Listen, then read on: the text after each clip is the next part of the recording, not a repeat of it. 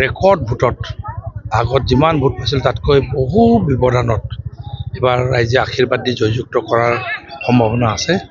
তাৰ কাৰণে ৰাইজক অশেষ অশেষ ধন্যবাদ অন্তৰৰ পৰা জনাইছোঁ।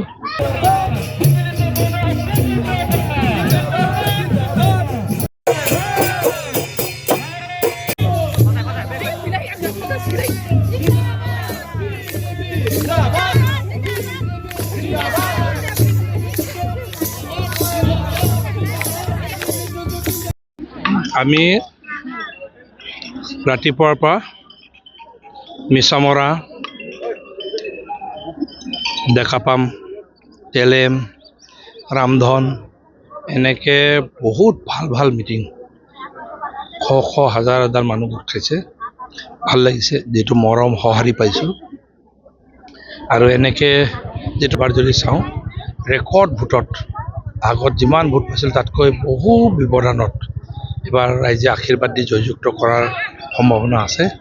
তাৰ কাৰণে ৰাইজক অশেষ অশেষ ধন্যবাদ অন্তৰৰ পৰা জনাইছোঁ। আৰু প্ৰধানমন্ত্ৰী মোদীজীৰ ওপৰত আস্থা ৰাখিছে, মুখ্যমন্ত্ৰী ডক্টৰ হিমন্ত বিশ্ব শৰ্মা আৰু ভাৰতীয় জনতা পাৰ্টীৰ ওপৰত আস্থা ৰাখিছে। আৰু এইবাৰ মিত্ৰজোঁট NDA প্ৰাৰ্থীসকলক মই দেখিছোঁ চব জেগাতে খুব মৰম দিছে।